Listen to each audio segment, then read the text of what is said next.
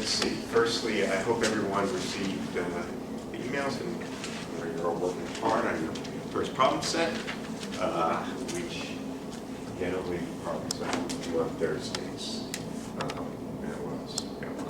Okay.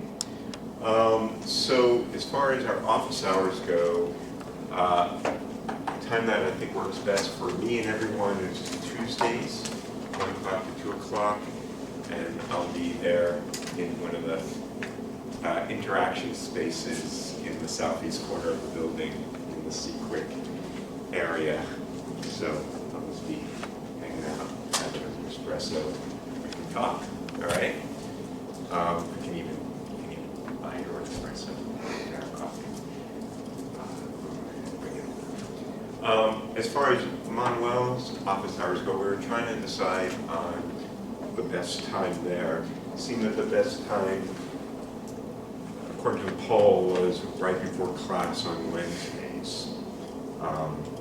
Now the problem I see is that I don't want to delay the start of class on Wednesdays. And if the office hours go up to 11 o'clock, then I just know how it is. People have questions like, wait, you gotta answer this, and things will spill over into the start of class, and I don't want that. So there are two possibilities that I foresee. One is that Manuel volunteered to get up a little earlier, and we can start at 9:45 and have office hours from 9:45 to 10:45.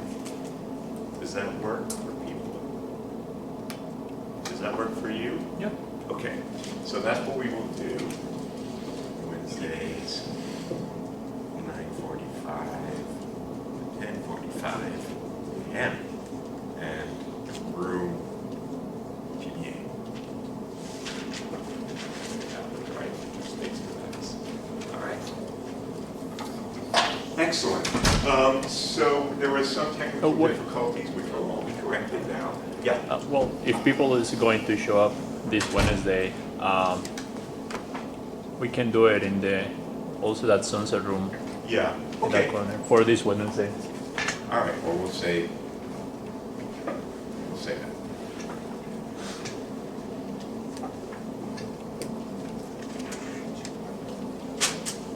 Very good. All right.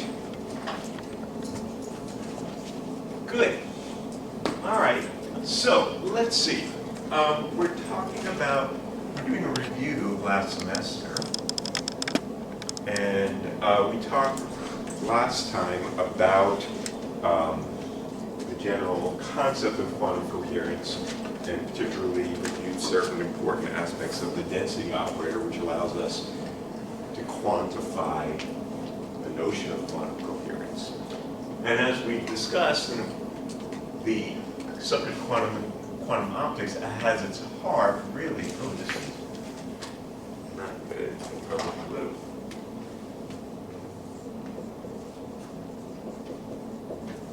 Quantum coherence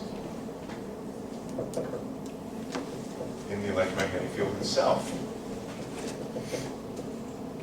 And in that context, we really want to talk about and review certain aspects of the quantized electromagnetic field.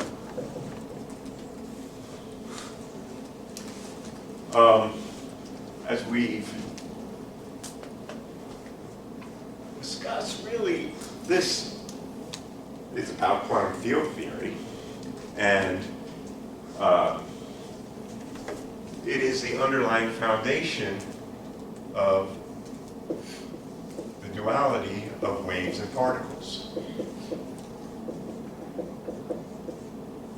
So in talking about the quantized field, an important concept were what are the degrees of freedom when we think about the quantum field. From the wave point of view, we think about normal modes, or modes more general, normal or otherwise. And particles are the quanta of excitation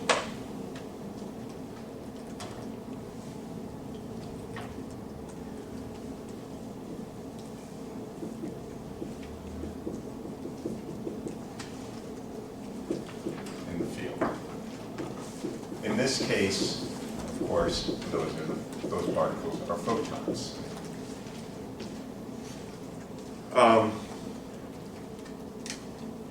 So to each of these modes, we assign a simple harmonic oscillator. It's a normal mode. And those simple harmonic oscillators are defined by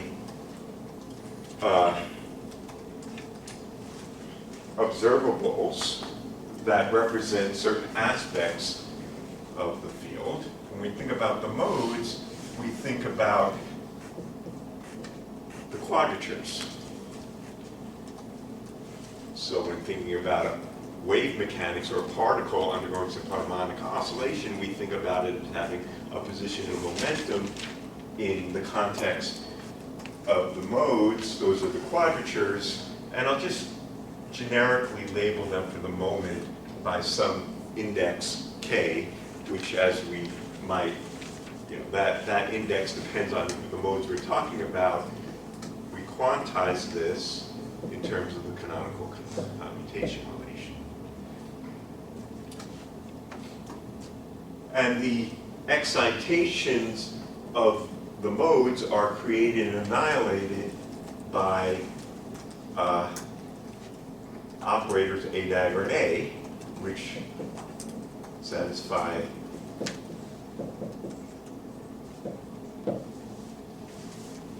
the equivalent canonical commutation relations when expressed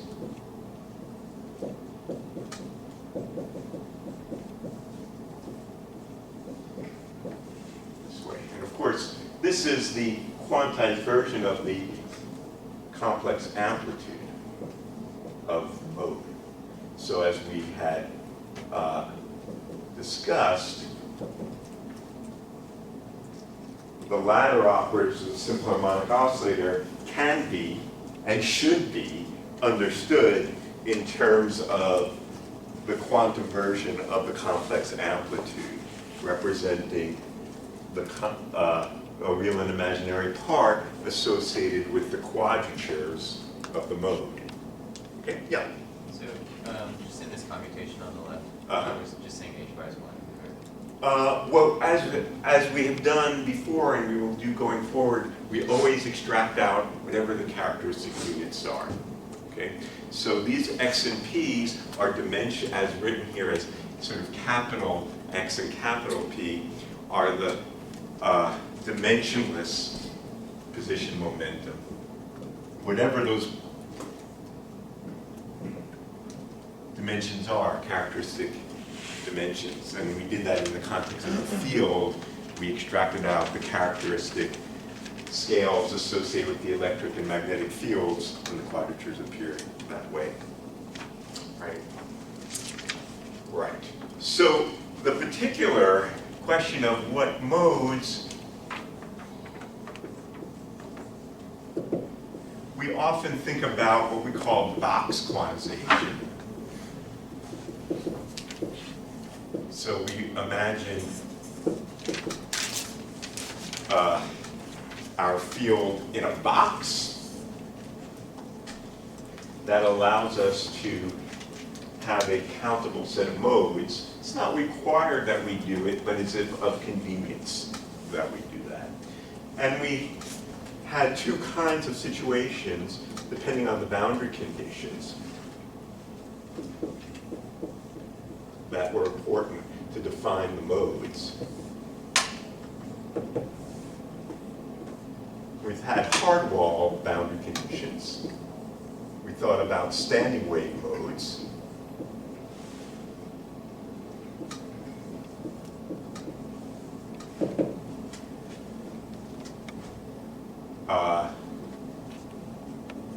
With some modes as a function of position. And we typically would have multiple indices here.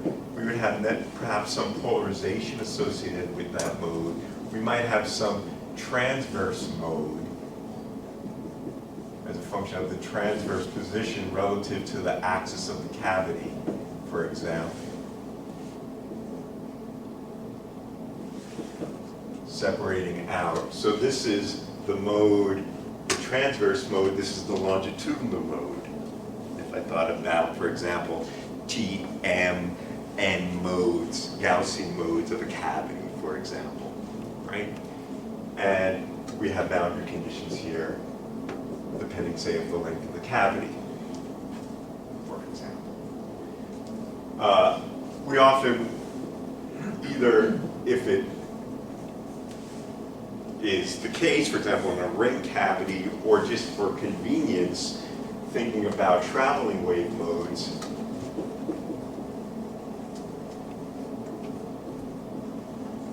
in which case we would think about these modes. I'm sorry, I want to label these also by the polarization by some index lambda. So in the standing wave case, we have some polarization depending on the direction of propagation, and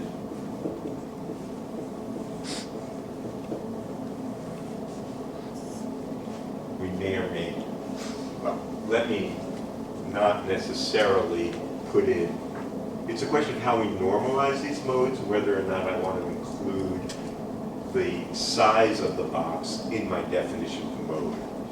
That's a little bit of a arbitrary decision.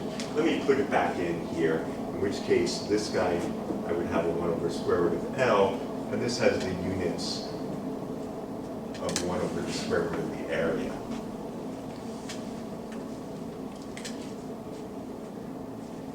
So after having done that, we write, of course, the quantized field.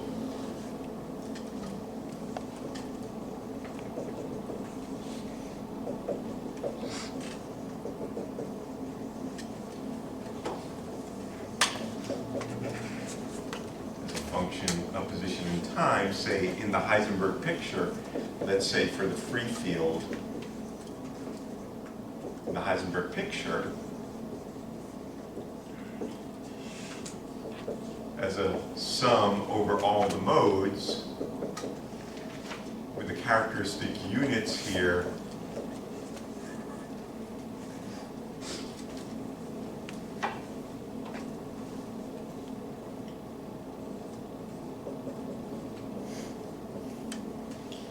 and to each of the modes I have a harmonic oscillator, so I'll have it A, K, lambda, U, K, lambda as a function of position, e to the minus I omega kt plus the Hermitian conjugate.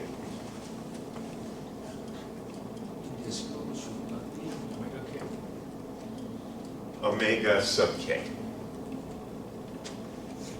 for a particular mode.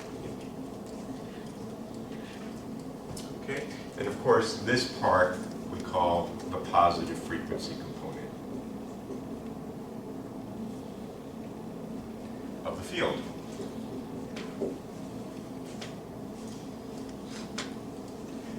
Right. So, for example, for the standing wave cavity, this might be expressed also as follows.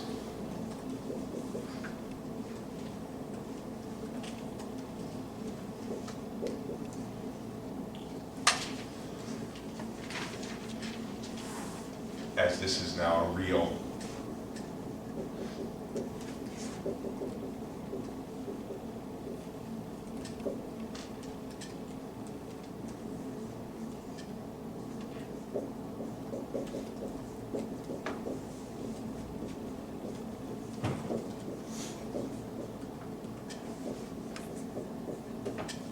let's just say for linear polarization. So I'm going to take this, I mean, these are details that are not so important, I'll just express them here anyway, just taking this as a real field. So otherwise I would have a U star there.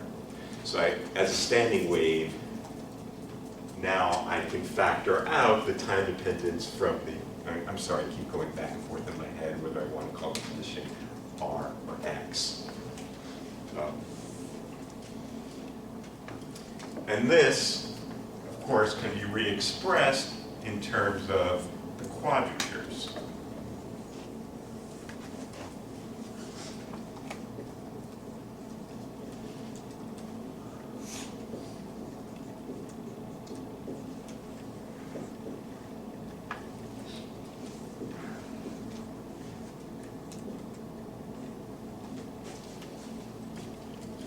So importantly, as we discussed, and to reemphasize here, the way we should understand these quadratures, x and p, is in terms of how much of the oscillator oscillates like cosine relative to some reference phase, and how much oscillates like sine.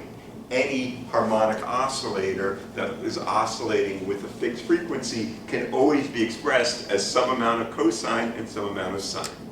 And that's why they're called the quadratures, because they are in quadrature with one another. They're 90 degrees out of phase with one another. That's where the term quadrature comes from. Okay?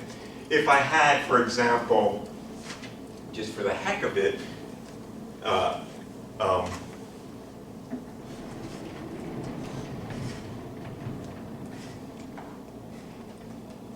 traveling wave,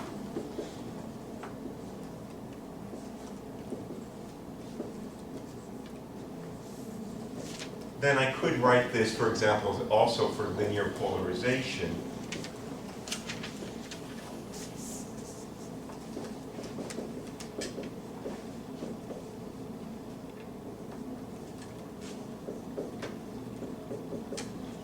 As follows.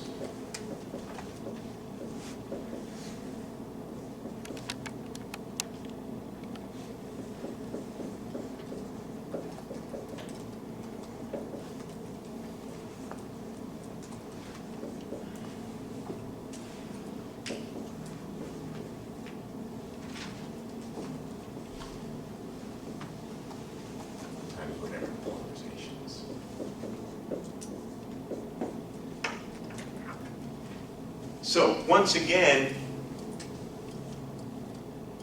I have my wave has some amount of cosine and some amount of sine, and the x and p tell me something about the amplitude of each of those components, except now it's reference to the phase of the wave at the position z, right? I mean, I should also have, if I was being very careful about the transverse mode, that's there too. But I'm just concentrating here on a particular longitudinal mode.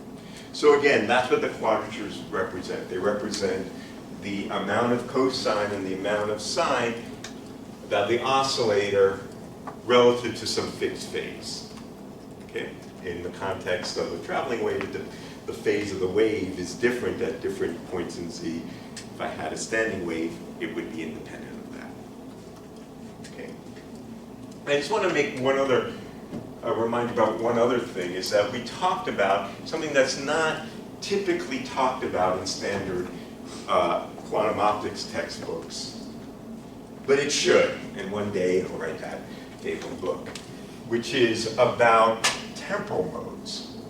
So when we could always, as we discussed, create what we do, what Fermi did in the 1930s or whenever the heck he did it. Write down box quantizations where the quantization volume is a fiction of our imagination. It's just there to discretize the modes. But it can be a very inconvenient thing to do in certain contexts, because that volume may have absolutely nothing to do with the physics at hand. And in particular, if we're thinking about a laser beam or a light beam,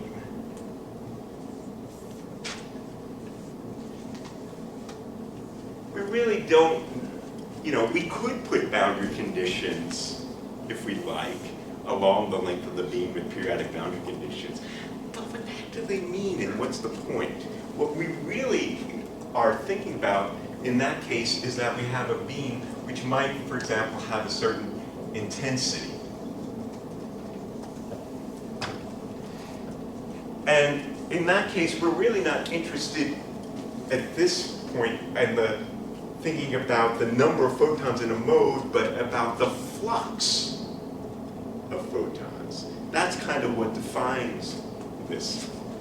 And the mode, we might have a transverse mode. For example, we might have a TEM00 laser beam. We might have a Gaussian transverse mode. But the longitudinal mode, it's continuum, okay?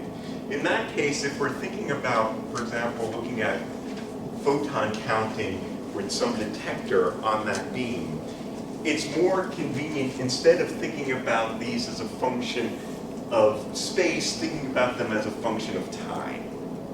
And so what we did, and we discussed this kind of briefly, is that we thought about a little slice here, delta t, that's traveling along, right? In which case we think about the kind of volume here as the transverse area that defines the mode. So there's some characteristic area of my laser beam. And then the length is c delta t. So I can think about the number of photons in that kind of time slice. And then per time slice, because that time slice is kind of arbitrary, is about the rate of photons that are, so that's the rate of photons is the power per h bar omega, right? So the power is the energy per unit time. The energy is h bar, right? So that's how we would want to quantize. And in that case, if I think about a particular transverse mode,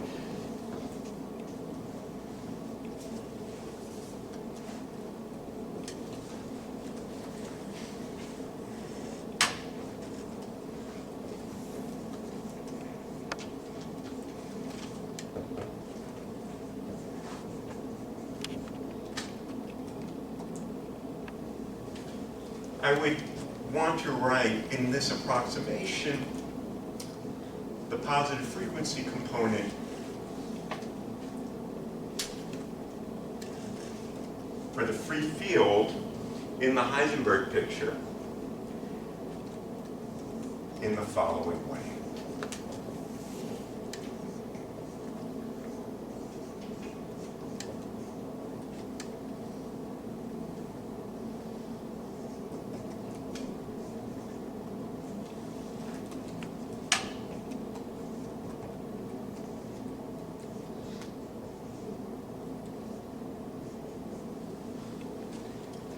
So if this is my detector, let's say my detector is at this plane, I'll call this plane defined by this z position, the detector position d sub z.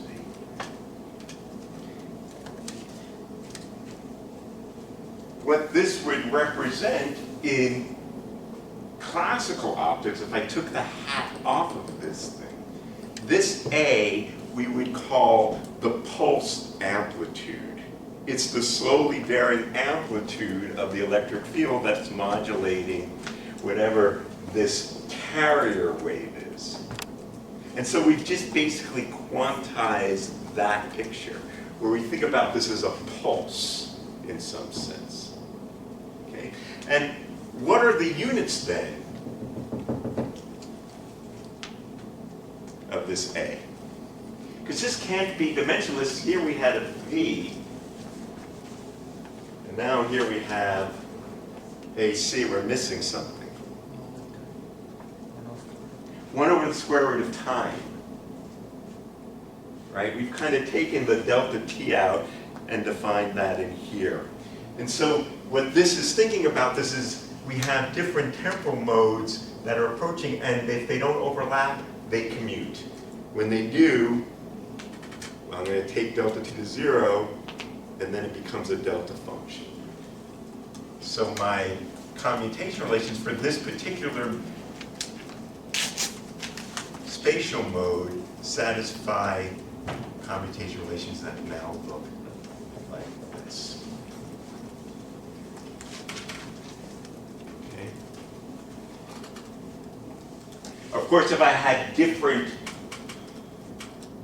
transverse modes, the modes associated with different orthogonal transverse modes, the TEM01 mode would commute with that for the TEM00 mode, for example. Okay. So in this temporal mode picture, this operator is no longer the number operator. What is it? What are its units?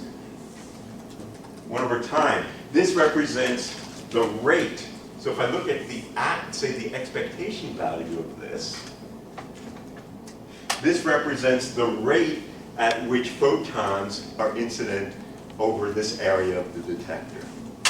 And so it would be something like the power over h bar omega. So we normalize it relative to the power rather than energy, which is natural when you're thinking about inside a fixed cavity. You can say how much energy is in that cavity. But when I don't want to have this traveling wave, that's not natural. I want to think about the flux of energy. So we talk about the traveling modes or the temporal modes. These are not normal modes because they're quasi-monochromatic, right? All right. Very good.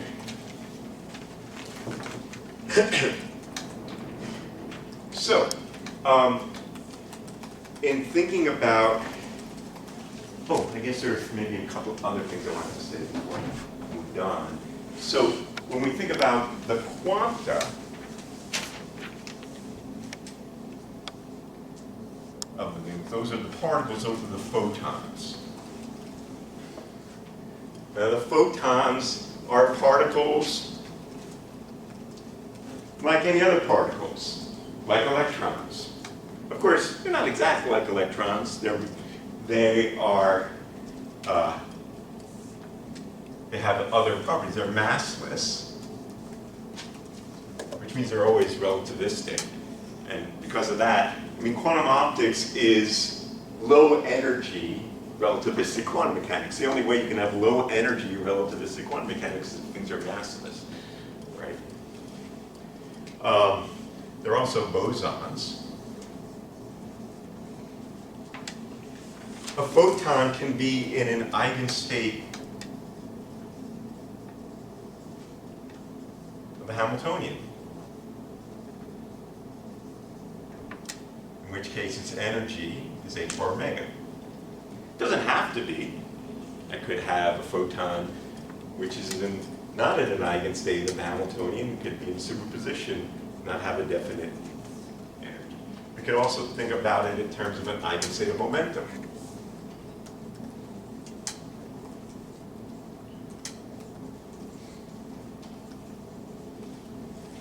In which case, it has a definite momentum, h bar k. These are the plane waves are, of course, the eigenstates of momentum. But it doesn't have to be an eigenstate of momentum.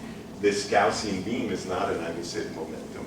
It has a spread, and of course, that's why it diffracts. What about its spin? Or angular momentum?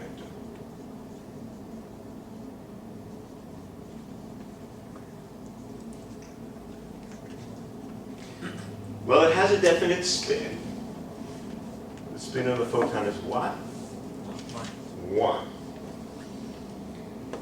But because it is a massless particle, we cannot go to the rest frame of the photon, in which case we cannot separate out its total components of angular momentum as separately orbital and spin angular momentum.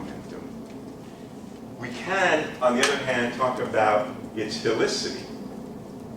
Helicity are the eigenstates of P dot S or K dot S. And these I can have eigenstates +1 or -1, but not 0. And these represent right and left, or positive and negative helicity, which represents right and left circular polarization relative to the direction of propagation. Now, again, emphasize the momentum of the photon has absolutely nothing to do with this operator P. Nothing. There is algebraic connections. These X and P's have the same kind of algebraic relations. But this is a property of the wave. This is the degree of freedom of the wave, and this is the degree of freedom of the particle. Both they're different degrees of freedom of the field, but they're not the same thing at all. Okay. Now you notice I didn't write down the position eigenstates. That's a whole ball of wax. Writing down what we mean by the position operator in relativistic quantum field theory is a tough and complicated problem. Nonetheless, in this picture of the beam, where I thought about this as the pulse amplitude, to the degree to which I'm not trying to localize the photon well relative to the wavelength, the optical wavelength, effectively this looks like wave mechanics, where I can think about this amplitude saying something about the probability amplitude for finding the photon at a particular time, or equivalently at a particular position along the beam. And we often do that. Good. All right. So, in talking about quantum coherence,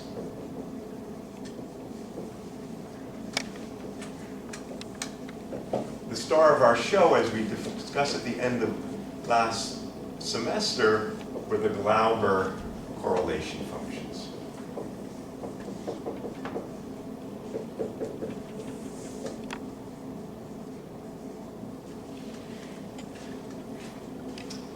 So, those were defined as follows. G n x1 prime, x2 prime, dot, dot, dot, xn prime, semicolon, x1, x2, dot, dot, dot, xn is equal to the expected value of E minus x1 prime, E minus x2 prime, dot, dot, dot, E minus xn prime times E plus x1, E plus x2, dot, dot, dot, E plus xn. Okay. Where x is equal to some space-time point, and I've picked one polarization state.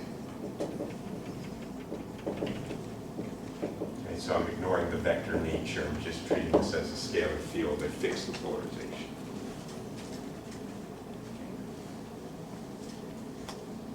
So that's our definition. And in particular, what these correlation functions are associated with is, these are the correlation functions associated with photon count. Okay. So, if I have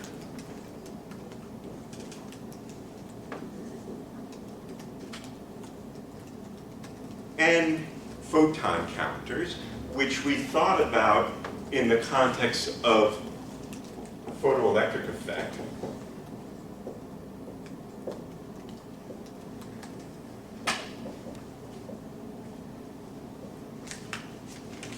so these detectors would liberate photoelectrons according when photons are incident on these detectors, and they happen at different space-time points, x1, x2 through xn. And I looked at some kind of coincidence box.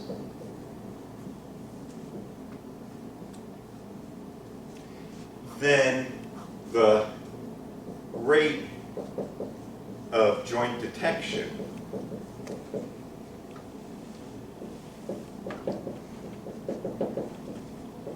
per unit time to the power n would be equal to the following thing, Gn, and now I'll just have one set.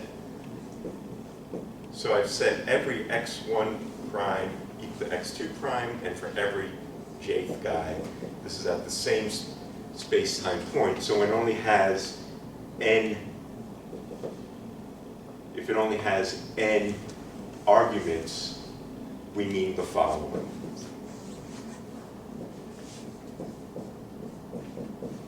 The normally ordered product of the intensity operators.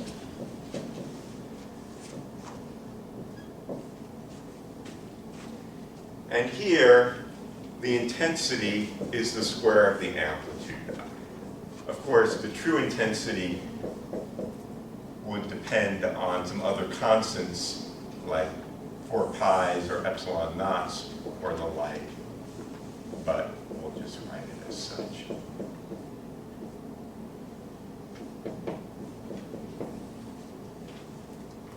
Okay.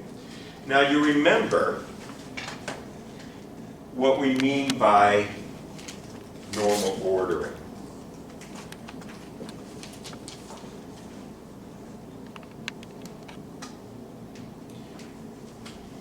What we mean by normal ordering is that we take whatever the operator is, we close our eyes and forget that they're quantum operators, and just move all the things with the daggers to the left and all the things without the daggers to the right. Okay? So the normally ordered product is exactly this. It represents E minus x1 dot dot dot E minus xn E plus x1 dot dot dot E plus xn. Okay? And that object represents the rate of these simultaneous, or within some time window, photoelectric events. And the Glauber theory, which was just really derived from first order perturbation theory, or in this case, nth order perturbation theory for an n photon event, gave us naturally this normally ordered product.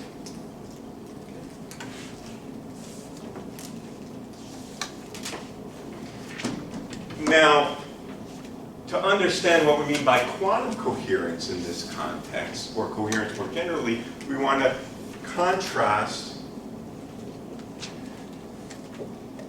with the semi-classical theory.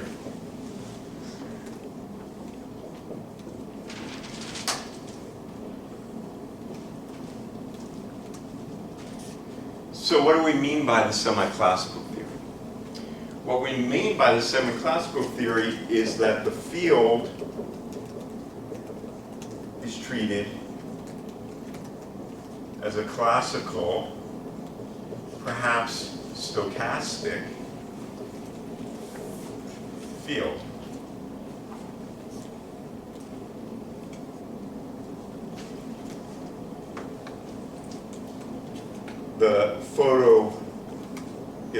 effect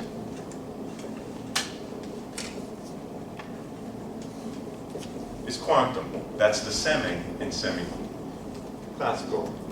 So if we, as we discussed, treated the process by which electrons are liberated through the work function or ionized in the context of an individual atom, where we treat the matter quantumly, we can perfectly well get at the photoelectric effect and all of the features that Einstein expressed in the semi-classical picture.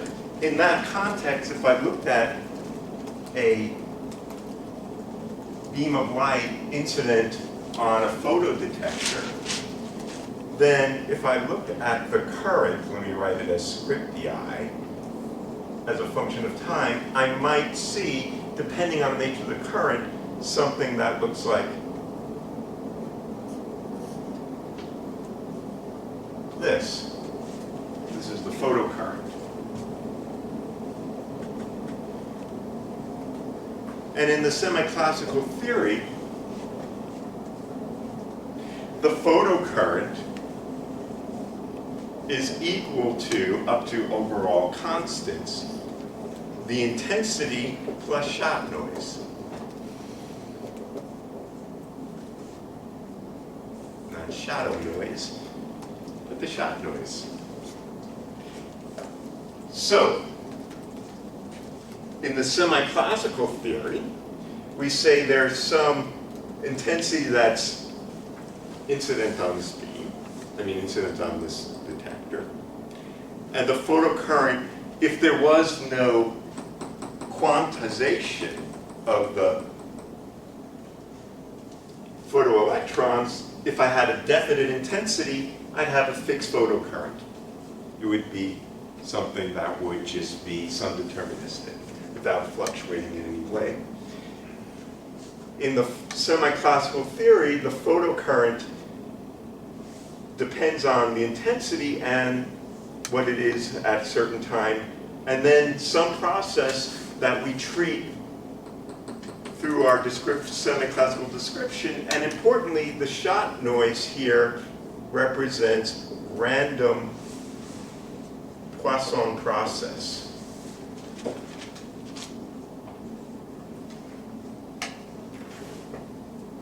In the sense that in the semi-classical theory, there is no correlation.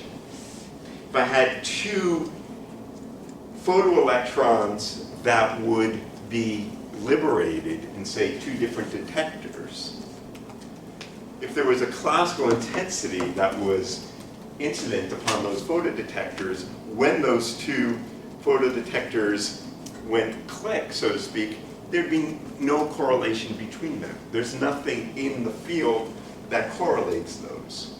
And that leads to the fundamental assumptions by which the shot noise would be a Poisson process.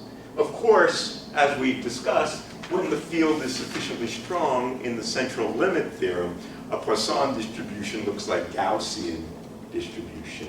So I might, if this were, for example, an intense field, we would represent these fluctuations on top as Gaussian noise. Gaussian white noise. Why white? Well, because from time slice to time slice, there's no correlation. It would be delta correlated in time. Okay. So we reviewed a lot of that kind of classical statistics last semester as well. Right. So, in the semi-classical theory, we can think about coherence in terms of the capacity for the field to exhibit interference. Now, here, the shot noise was from the quantum mechanics, and in this case we said was a Poisson process. I can also be stochastic. But that stochasticity or randomness in the semi-classical theory is not related to quantum noise. It's related to classical uncertainty. For example, if I don't know what the current is that is radiating the electromagnetic field, and I can only assign a probability distribution based on my knowledge, then I would say there's a random intensity. And as we know, as we studied last semester, in the context, for example, of collision broadening in a kinetic theory, this intensity fluctuation, we can write down the probability distribution, right? And the intensity fluctuations are just equal to the intensity itself in a standard kind of thermal-like source. So in statistical optics, we would, for example, be able to ask questions about coherence.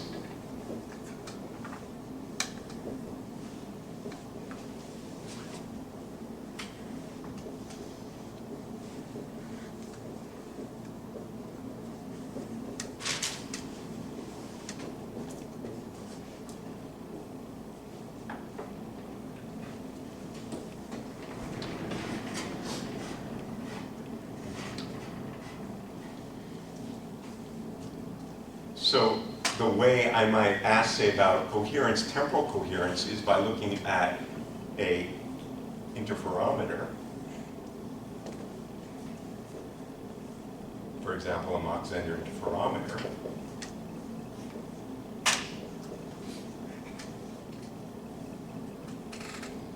Send in some input field and look at the intensity that comes out of that input port as a function of the path difference between these two arms of the interferometer. And of course, what is important in that is the correlation function, which is going to be looking at the difference between the, I'll call this the classical, so this is my classical random electric field,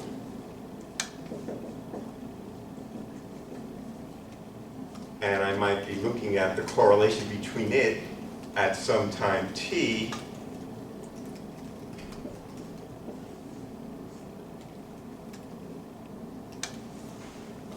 this way.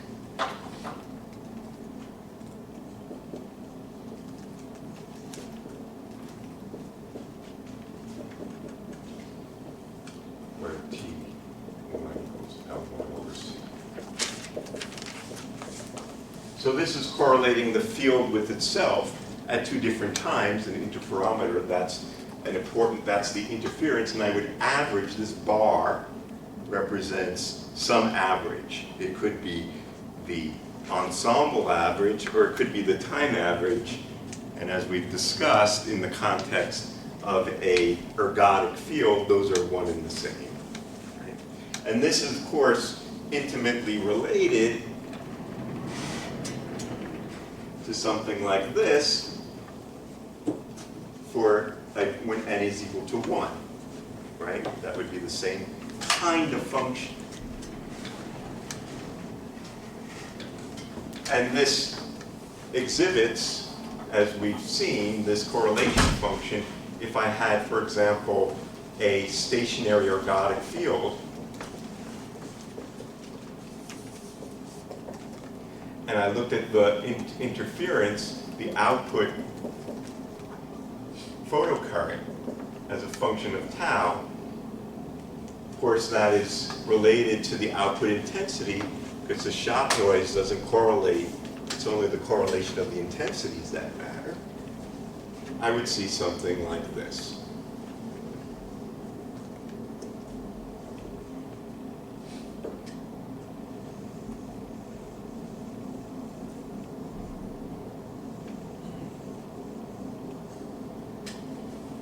I'd see that kind of interference here, right, where this is equal to the input intensity, all coming out here, where tau is equal to L1 minus L2 over C.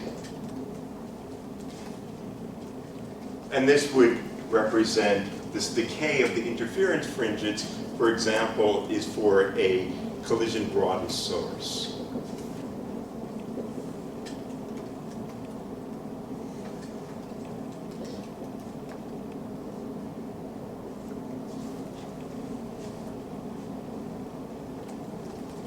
And we would have some decay here where it would represent this envelope which would decay exponentially with some tau c, which would represent the coherence time.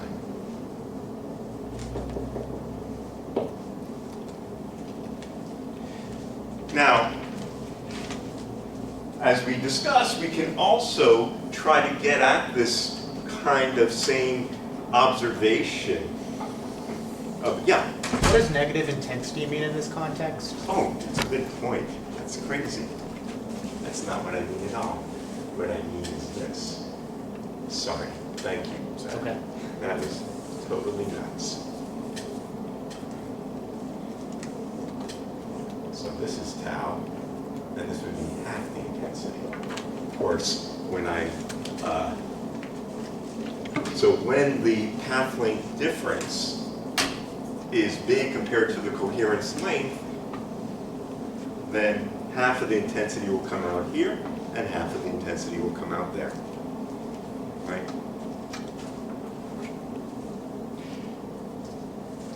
Now, although this is perfectly well described in terms of random waves, as we went through in detail last semester, the fundamental theory should also describe this. Quantum mechanics should also describe the same effect. And one way we can think about this kind of effect is the interference of the history of photon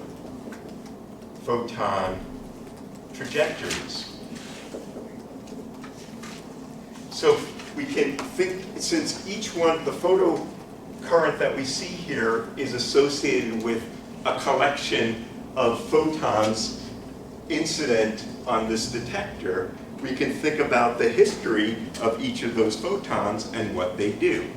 A particular photon might go along this path to the detector, or it might go along that path to the detector.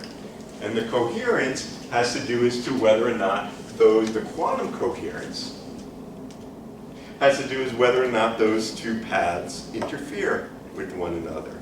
And they interfere with one another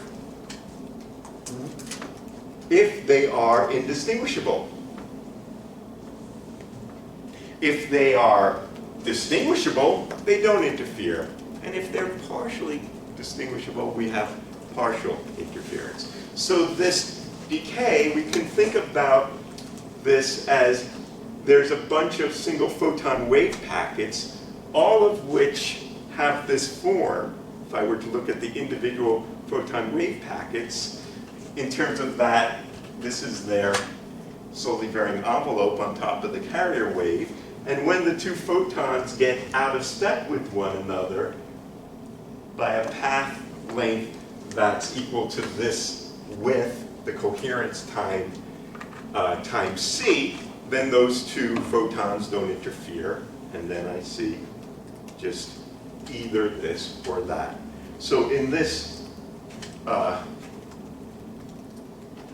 kind of interference pattern, what we said this is related. So for a single photodetector,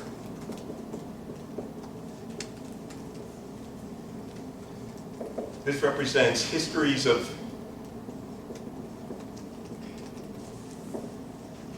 individual photons.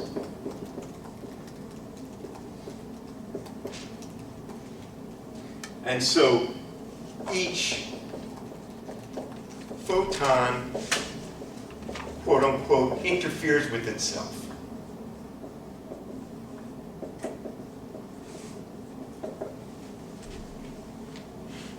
Right? That's just jargon, what that means. It means that the history is associated with the history of an individual photon. That's what that interferes with itself means.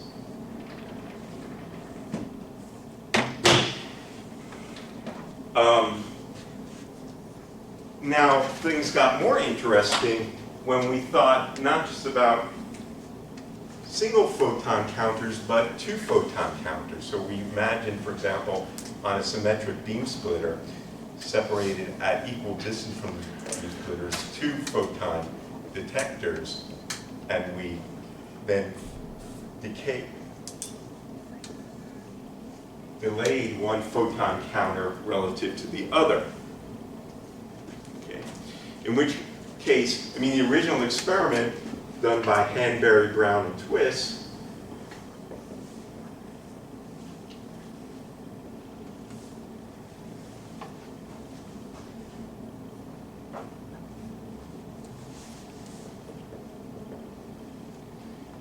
was one where they just multiplied the photocurrent together. They had just basically some kind of multiplier. And what comes out of this is proportional to the intensity-intensity correlation.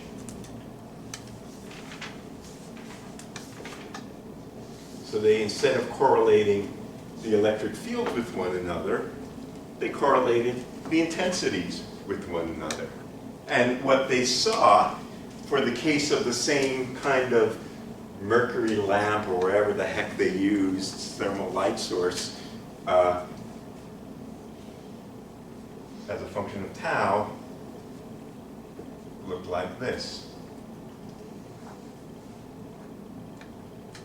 Where this was equal to the intensity squared, this was equal to the intensity, and this thing decayed like e to the -2 tau over tau c.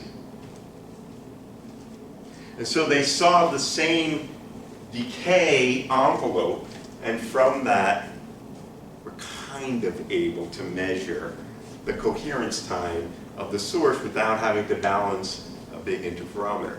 Now, of course, it didn't work so great because this required, from a technical point of view, you have to have very fast detectors such that the bandwidth of those detectors don't smear out what's going on here. The response time has to be big, but that's beside the point. Yeah? Why the extra factor of 2 in the exponential? Because this is an intensity and this is an amplitude. And this should be tau.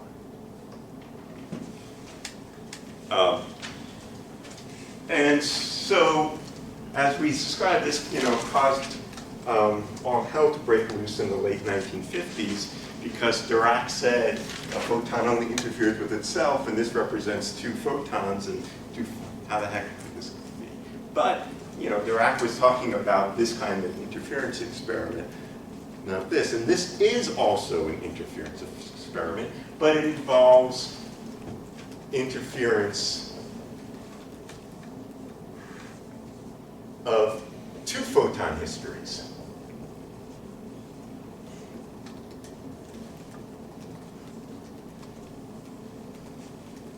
So there are 2 ways in which there are 2 different histories that can lead to coincidence counts when we have the separation by some amount tau. If we imagine we have 2 photons that are incident, that are separated by some time tau on this detector, the question is, what are the 2 different ways that I can end up with coincidence? Well, in this case, as you see, the photons are distinguishable, right? And thus they would not interfere with one another. But if the 2 photons overlapped in some way, I'll just draw them like this, and then they went to the 2 detectors, well, there's different ways that I can end up with coincidence. This photon can go here, and that photon can go here, or the other way around. And those 2 processes have certain quantum amplitudes associated with them. And thus I must add the amplitudes associated with those 2 processes and then square to get the probability. And these correlation functions that Rob wrote down tell us that exactly. So that is the resolution. to the Hamburg-Brown-Twiss paradox that we discussed. I should just mention at this stage is that when we're talking about interference with multiple degrees of freedom, or quantum interference,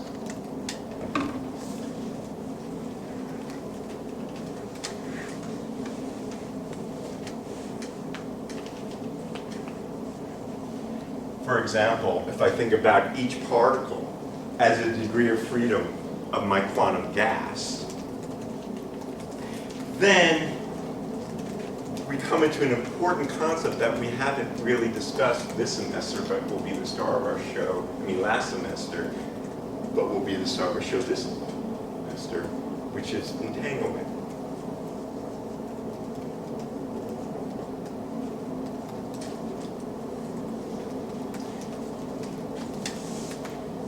So entanglement is, as you know, it, of course, is a form of quantum interference. But it's a very particular form when that interference is associated with multiple degrees of freedom. And it leads to a number of important things. Of course, this is critical in our question of the foundations of quantum mechanics itself.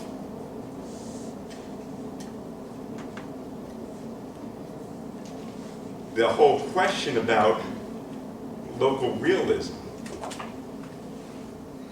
is brought to the fore in examining the question of entanglement. When those degrees of freedom are associated with degrees of freedom at different space-time points, then the questions of space-time play a role in the whole question of quantum interference. But there's another important aspect of entanglement in the foundations of quantum mechanics, which has to do with open quantum systems, which will be a central focus of our studies this semester. What's the relationship here between entanglement and open quantum systems? Well, one aspect of that is the fact that my degrees of freedom might be associated with something I'm calling the quantum system, and other degrees of freedom that I'm calling the environment. And when my system is coupled to the environment, we call it an open quantum system. And those degrees of freedom become entangled with one another. And that, of course, leads to the whole question, importance of the loss of coherence or decoherence. Something we reviewed a little bit last lecture, reminding us how we thought about that phenomenologically when we just introduced out of nowhere a T1 and a T2 time. Just said, well, just like a damped oscillator. But we want to derive that from first principles. And that entanglement is going to play a critical role in thinking about that. And there's one other aspect of that, which is maybe, I'd say, is a subset of this whole question of an open quantum system, is the whole question of measurement. I mean, what the heck is a measurement if not an open quantum system? So there's some intimate relationship here between what we want to call a measurement and what we want to call just unitary dynamics. And we're not going to, I would have already been to Sweden and met with the king and gotten my prize if I had answered this question. That hasn't happened yet. So we're not going to really answer that question, but we're going to think about it, and we're going to talk about it. Now there's one other thing which is, of course, to my mind, truly fascinating and important, which is that entanglement is not just, this alone would be enough for us to want to spend our entire semester challenging these ideas and understanding them. But one of the things that we've come to learn is the degree to which all of this is related to a resource for information processing.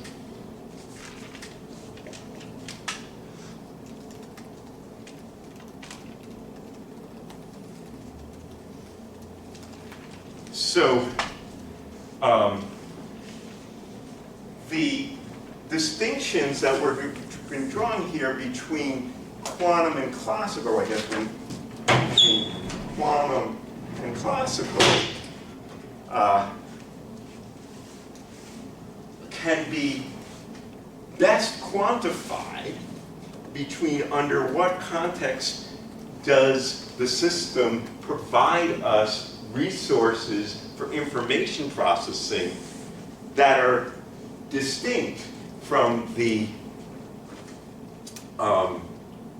resources available to us if the system were described by a classical stochastic theory. So as we'll see, the distinction between classical and non-classical light is a fairly subtle one, and one that will be related to the question of resources. So let's remind ourselves in the last 7+ minutes about the question of classical versus non-classical light and what features we have.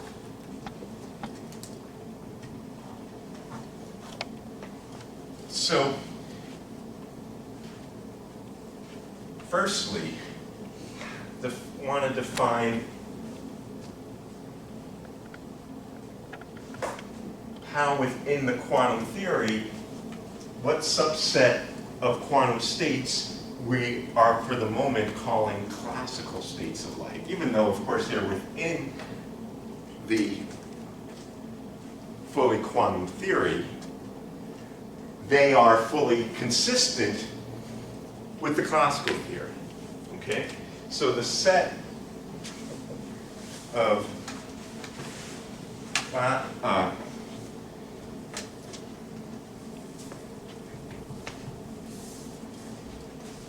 quantum states of the electromagnetic field consistent with semi-classical theory of photon counting. This is what we're calling for the moment classical light. When I say but for the moment, we're going to broaden our definition soon, because this is a restricted set of possible things we could do. But let's just focus on that for the moment. Okay? So, what we want to say is that every correlation function with all those indices in there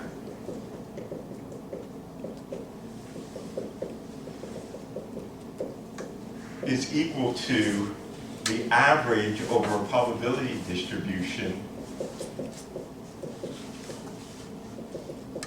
of classical fields.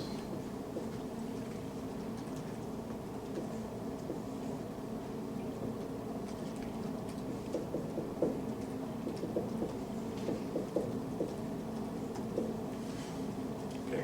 If the set of fields for which this is true, for which this bar is an average over a probability distribution,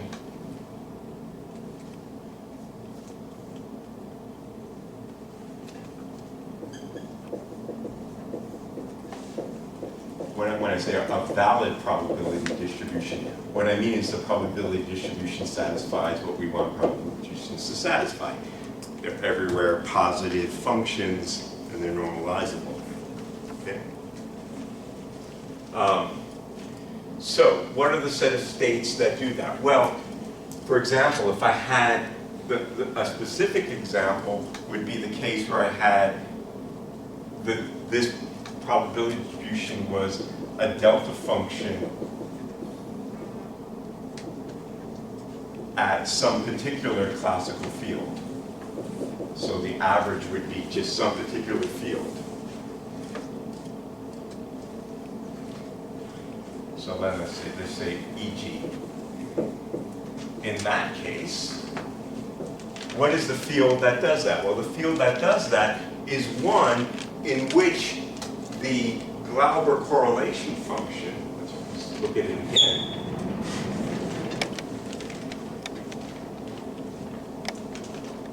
I just replace each of those operators by a classical field. So, a state for which E plus on X on that state is just equal to the classical amplitude at that would satisfy this. And those set of states, of course, are what we call the coherent states. Importantly, what this says is that G sub n factorizes.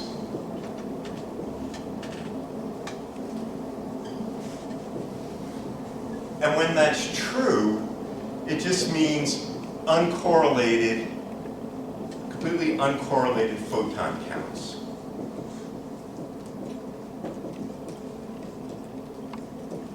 If all the photon counting is completely uncorrelated, then it's completely consistent with that picture, the semi-classical picture. And so those set of states are the coherent states. Now, if I don't have a particular field,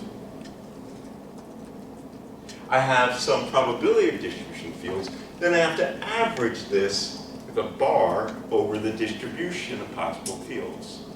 So for example, for a single mode, the coherent state is an eigenstate of the annihilation operator.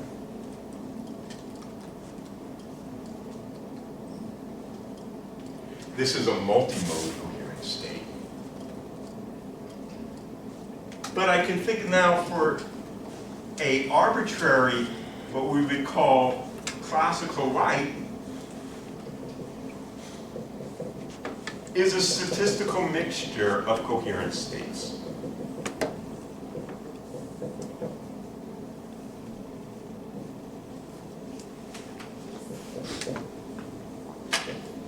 Rho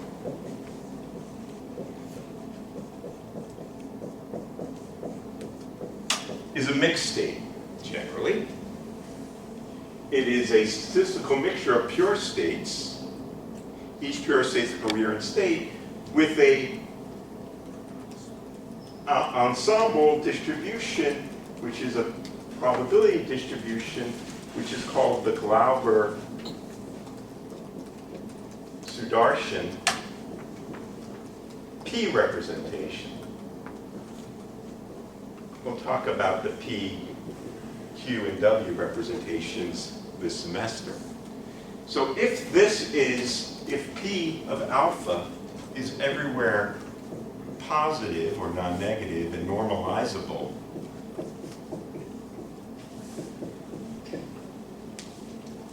then this is what we would call classical light.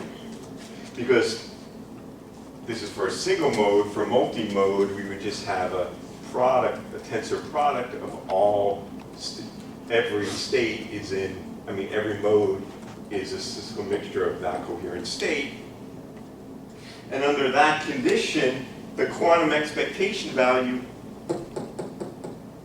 gives us the classical statistical average over random quantum waves. Okay? A state for which I try to write this down and my P is negative or horribly singular and not normalizable would be what we would call non-classical light. And the final thing I want to remind you about today, and we'll pick this up again on Wednesday, is that this kind of state is results from a classical current source. So as we studied last semester, if in quantum mechanics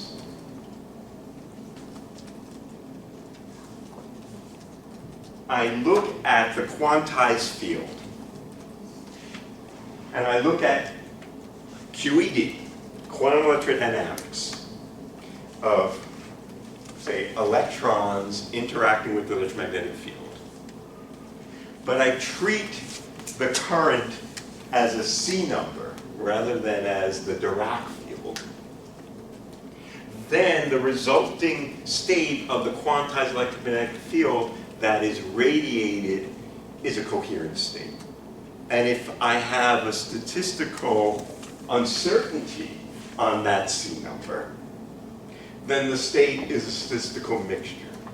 So another way of saying what is this definition of classical light? Classical light is the light that is radiated when I can treat the source of the radiation classically and ignore and treat it as a bunch of, for example, Lorentz oscillators. Maybe linear oscillators, maybe nonlinear. Okay.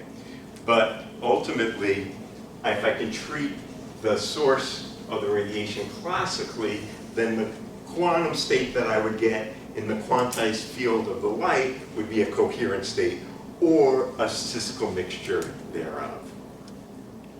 Non-classical light arises when I can't treat the source that way. For example, a single two-level atom, and I look at the fluorescence that is radiated from that single two-level atom, is generally not describable as a coherent state. Okay? Might be approximately in certain cases, but other cases not. Very good. All right, so where we're headed. So we will finish up our review quickly on Wednesday, reminding ourselves what are some of the distinguishing properties of classical versus non-classical light that we saw at the very end of the last semester. In your homework, you're reviewing that for yourself. Okay? So in particular, different states of light that we have considered so far. A Fock state, a state with a definite number of photons, a coherent state, or a thermal state. What are their properties?